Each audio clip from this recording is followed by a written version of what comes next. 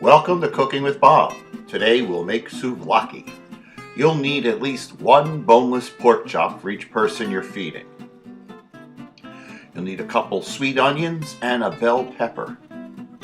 To make the marinade, you'll need some olive oil, soy sauce, lemon juice, pepper, salt, and oregano.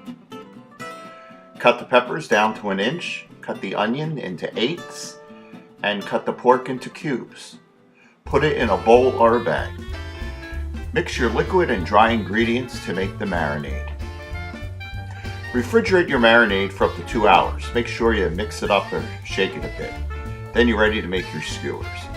Being OCD, I usually follow a pattern. I go meat, pepper, meat, onion, meat, pepper, meat, onion, meat, pepper, meat, onion, meat, pepper, meat, onion, meat. You get the idea. You want to heat your grill to medium heat. Set them down for 8 minutes. Flip them, cook 8 minutes more. Ooh, can you hear that sizzle?